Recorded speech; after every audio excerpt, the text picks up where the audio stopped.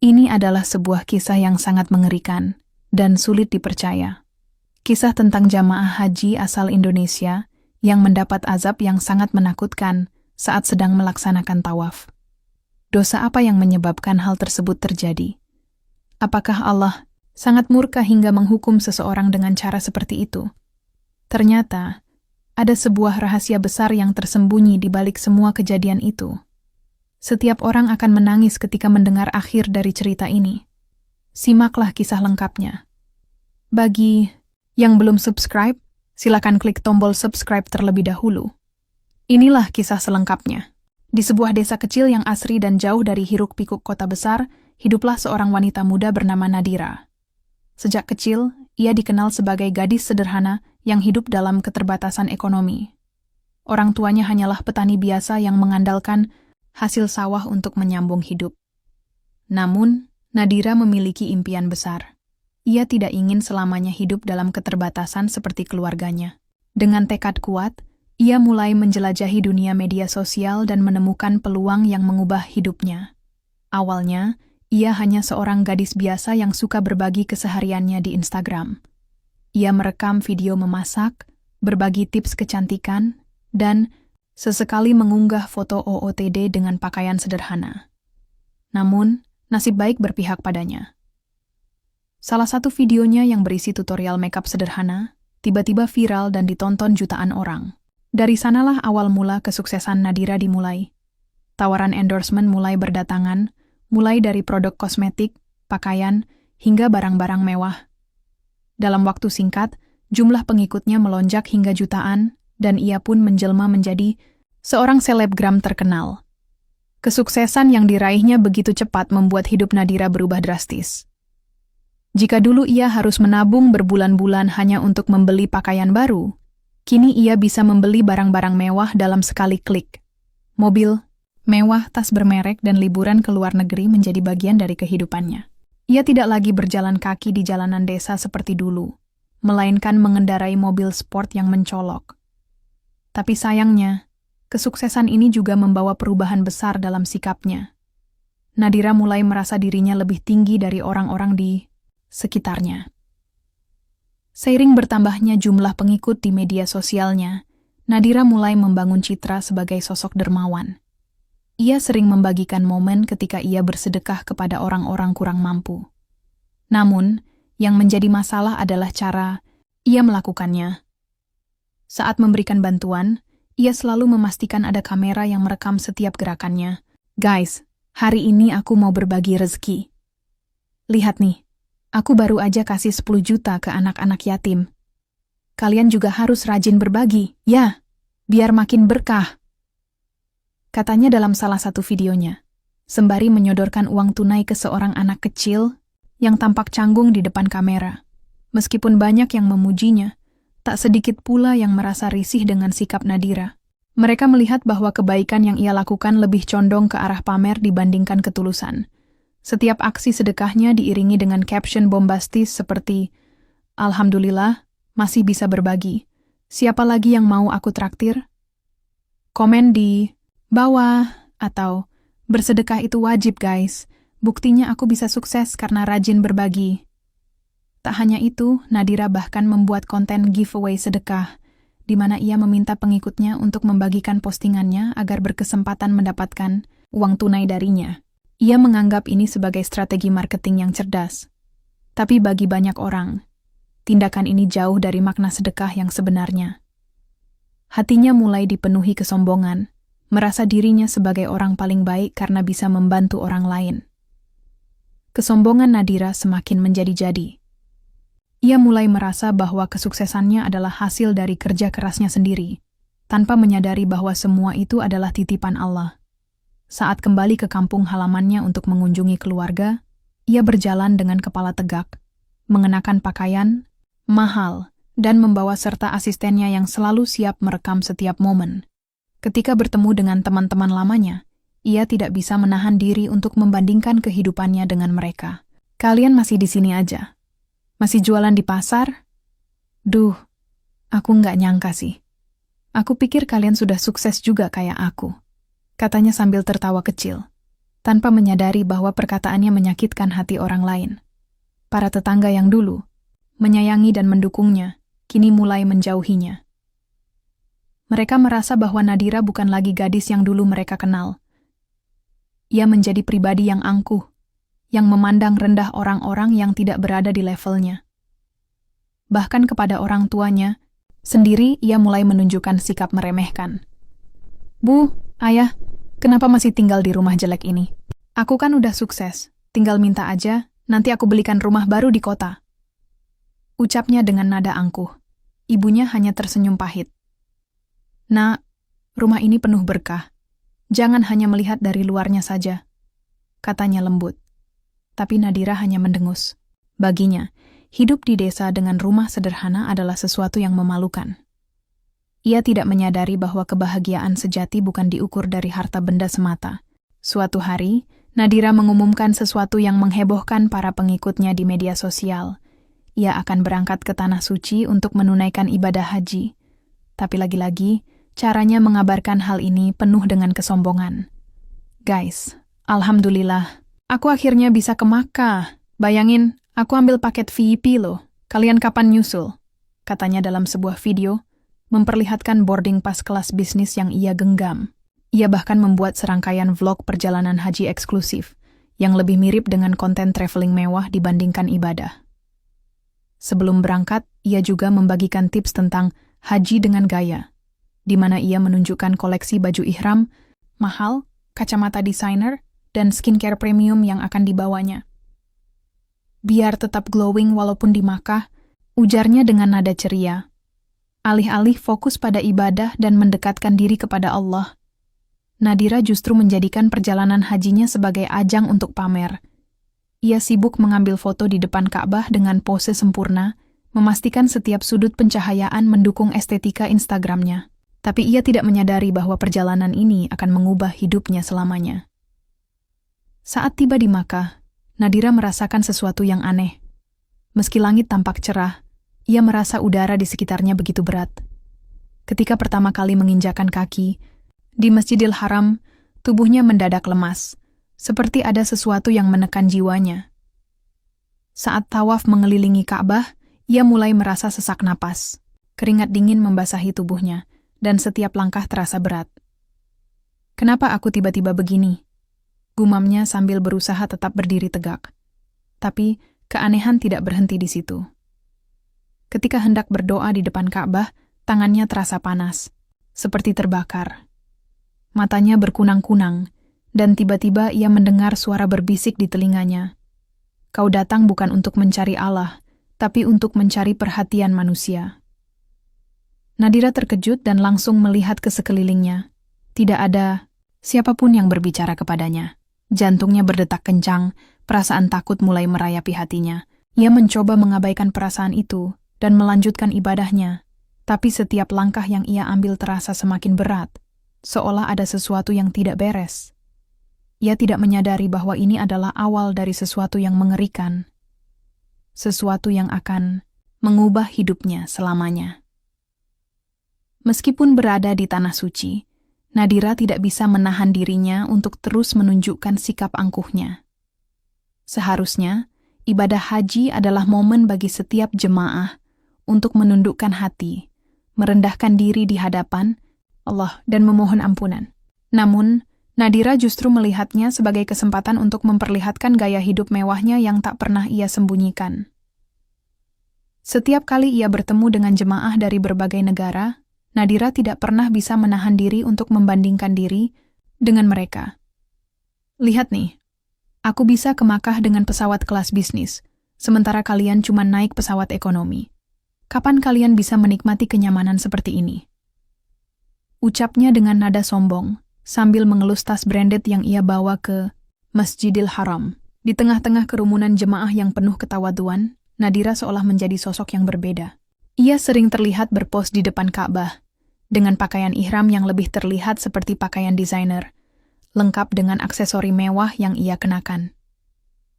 Beberapa kali, ia memposting foto-foto tersebut dengan caption seperti, "Bersyukur banget bisa ibadah dengan nyaman guys. Jadi, siapa di antara kalian yang bisa nyusul ke Makkah? Ia tidak sadar bahwa banyak dari pengikutnya yang merasa jengah dan bahkan mulai mengkritiknya secara diam-diam. Beberapa jemaah yang sudah lama berada di Tanah Suci mulai menatap Nadira dengan tatapan penuh keprihatinan. Mereka bisa merasakan bahwa ibadah haji Nadira lebih berfokus pada pamer dan kesenangan duniawi daripada menghadap Allah dengan hati yang tulus. Bahkan di tengah-tengah kekhusyukan ibadah, Nadira masih sempat memeriksa ponselnya dan membalas pesan-pesan endorsement.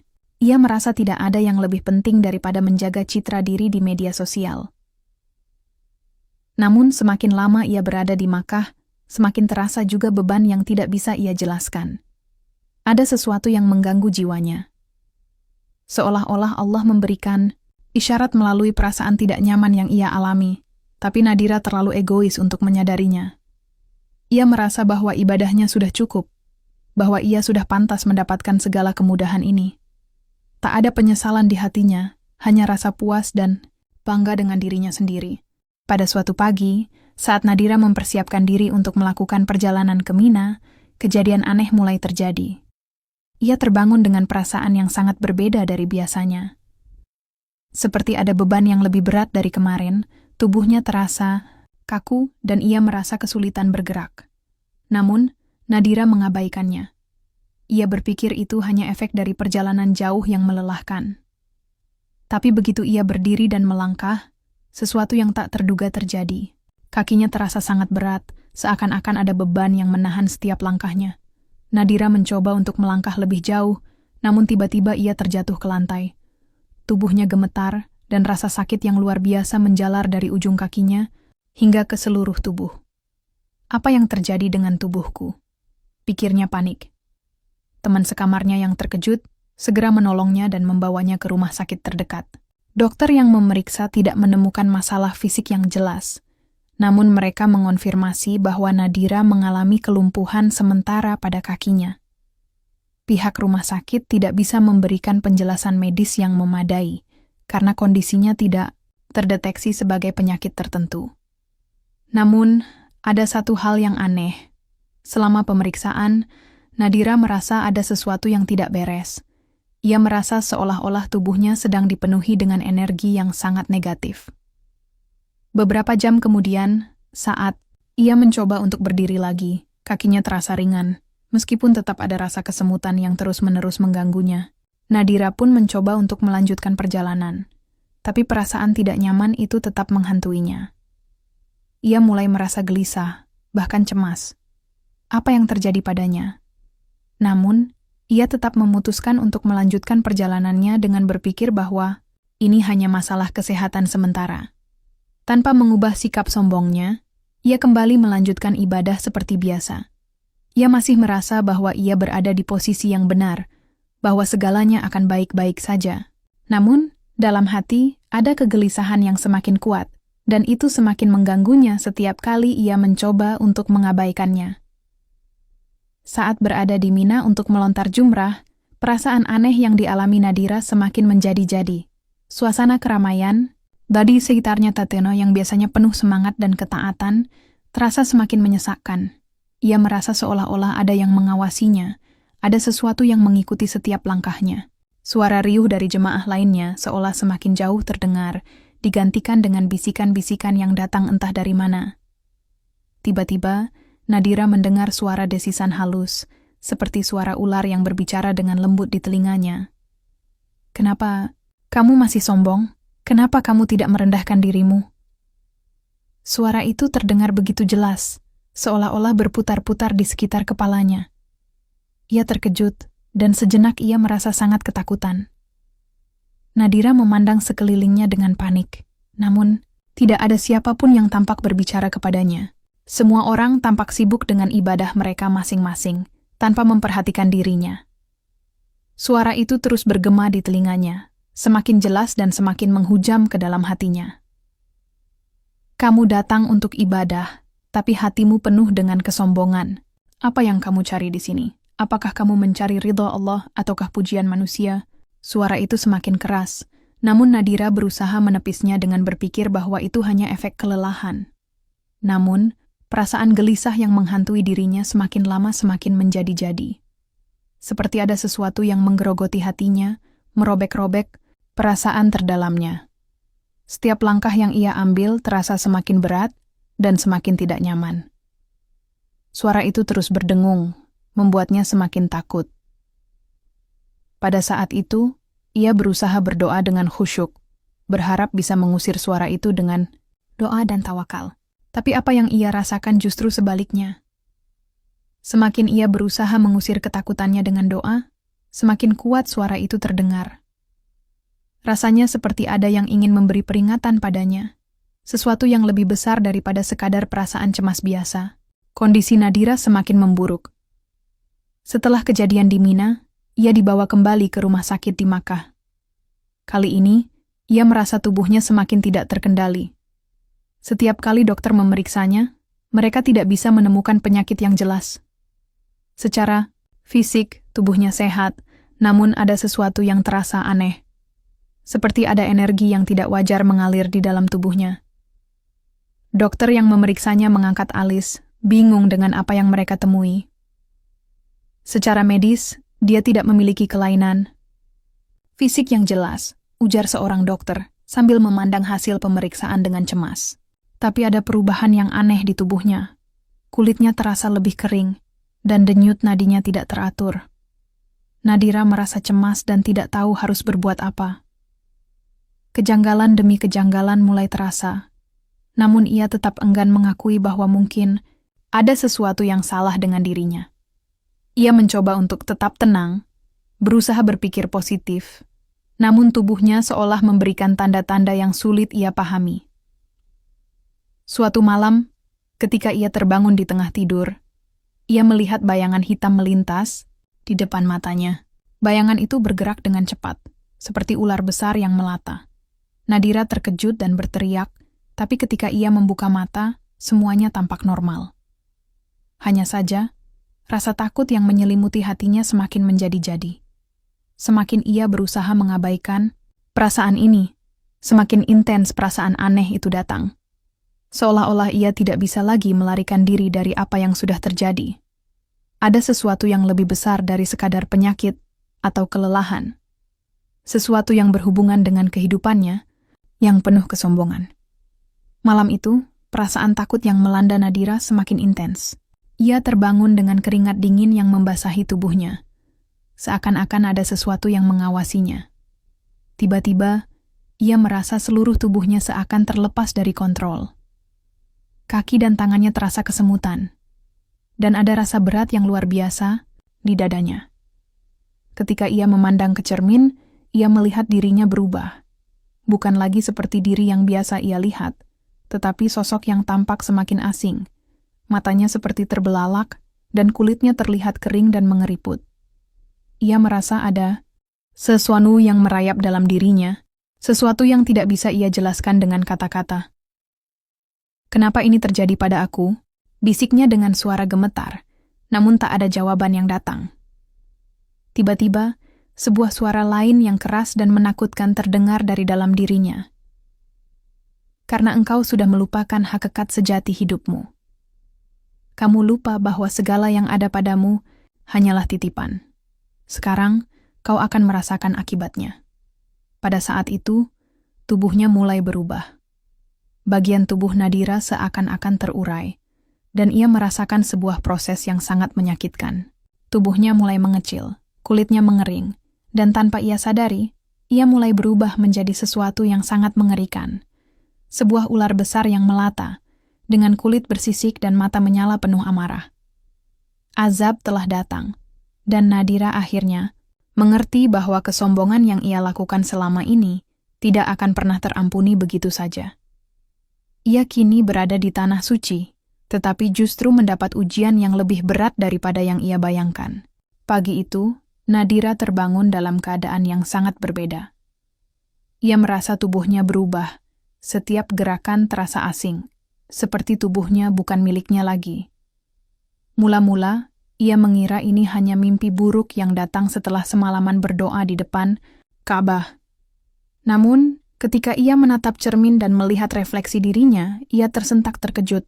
Tidak ada lagi sosok manusia yang dilihatnya, melainkan tubuhnya yang telah berubah menjadi seekor ular besar dengan sisik yang berkilau dan mata yang bersinar tajam. Ia berusaha bergerak, mencoba berbicara, tetapi mulutnya yang dulu biasa ia gunakan untuk berkata-kata kini berubah menjadi mulut ular yang hanya mengeluarkan desisan. Seluruh tubuhnya terasa sangat berat, dan perasaan tidak bisa mengendalikan gerakannya semakin menguat. Rasa takut menyelimuti hati Nadira. Apa yang terjadi padaku? Kenapa ini bisa terjadi? Pikirnya dengan panik, namun seiring dengan kegelisahannya, rasa malu dan penyesalan mulai muncul. Ia merasa seolah-olah ada sesuatu yang menghantuinya, menegaskan bahwa kesombongan dan sikap pamer yang ia lakukan selama ini tidaklah tanpa akibat. Dengan tubuh yang tidak lagi bisa dikenali oleh dirinya sendiri, Nadira merasa terisolasi. Ia mencoba merangkak keluar dari kamar hotel, tetapi tak ada seorang pun yang bisa melihat apa yang telah terjadi padanya. Bahkan, jika ia berusaha berbicara atau menangis, suara yang keluar hanya berupa desisan yang membuatnya semakin terisolasi dalam kesendirian. Semua orang di sekitarnya tidak mengetahui perubahan besar yang ia alami. Setiap detik terasa seperti siksaan yang tak berujung. Dalam kesunyian, Nadira semakin merasa terperangkap dalam kesalahan besar yang telah ia buat. Kesalahan karena tidak pernah menghargai kebaikan dan rezeki yang telah diberikan oleh Allah. Rasa sakit dan ketakutan yang ia rasakan membuatnya semakin terpuruk dalam penyesalan. Tuhan, mengapa ini terjadi padaku? Aku hanya ingin berbagi dan mendapatkan pujian.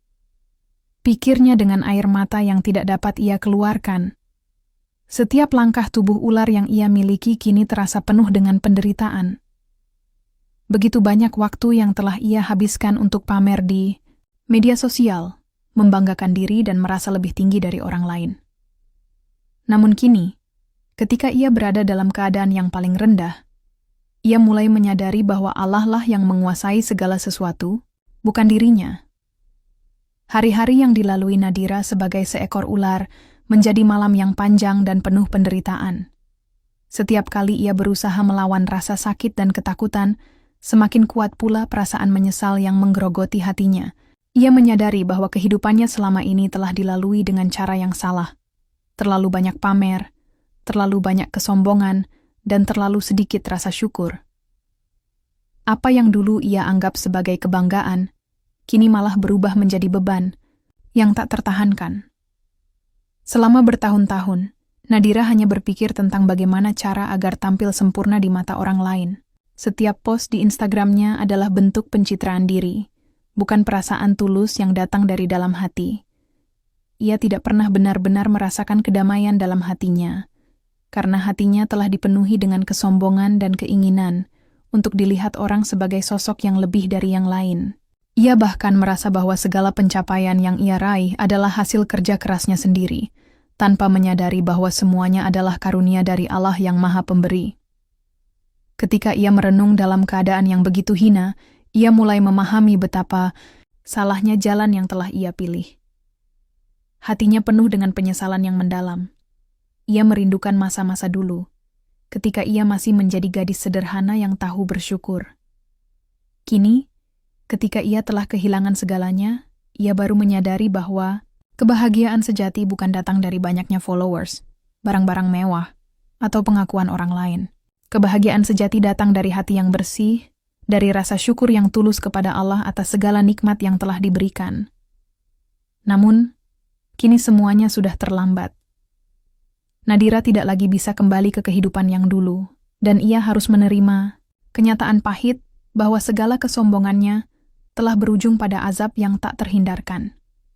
Azab yang ia terima bukan hanya sekadar hukuman fisik, tetapi juga pelajaran hidup yang sangat berharga tentang bagaimana harusnya seseorang menjalani hidupnya dengan rendah hati, penuh rasa syukur, dan tidak terjebak dalam kebanggaan diri yang semu. Pada suatu malam yang sunyi, saat Nadira merasa tubuhnya semakin lelah dan sakit, ia merasakan sesuatu yang berbeda. Ada perasaan seolah-olah ia sedang diperhatikan oleh sesuatu yang sangat besar, sesuatu yang berada di luar dirinya. Ia mendongak, dan dari kejauhan, ia melihat sosok yang sangat bersinar. Sosok yang terasa sangat agung dan penuh dengan kasih sayang. Meskipun Nadira hanya bisa berbentuk ular, ia merasa ada sesuatu yang menenangkan hatinya. Sosok itu mendekat dengan penuh kelembutan. Meskipun Nadira merasa sangat rendah dan hina, sosok tersebut berbicara dengan suara yang sangat lembut dan penuh kebijaksanaan. Nadira, kamu telah terperangkap dalam kesombongan, tetapi Allah Maha Pengampun. Semua yang terjadi padamu adalah pelajaran, agar kamu bisa kembali kepadanya dengan hati yang lebih bersih. Air mata Nadira yang tak pernah bisa keluar kini mulai mengalir di dalam hatinya. Ia mendengar kata-kata itu dengan sangat jelas, meskipun tidak ada suara nyata yang terdengar.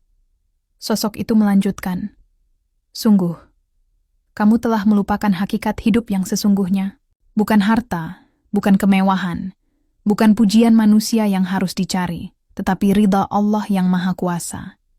Hanya dengan kerendahan hati, kamu bisa kembali ke jalan yang benar." Nadira merasa seperti ada sesuatu yang terbuka di dalam hatinya. Sesuatu yang selama ini ia tutup rapat-rapat. Ia mulai menyadari bahwa ia telah mengejar hal-hal yang tidak kekal dan meninggalkan yang abadi. Perasaan penyesalan dan ketakutan yang begitu dalam perlahan mulai bergeser menjadi sebuah kesadaran baru. Ia harus mengubah hidupnya jika diberi kesempatan. Nadira, meskipun masih dalam bentuk ular, mulai memahami bahwa ia telah diberikan kesempatan untuk merenung dan memperbaiki dirinya. Ia merasa bahwa perubahannya menjadi ular ini adalah teguran yang sangat besar dari Allah, suatu bentuk peringatan yang datang untuk menyadarkannya.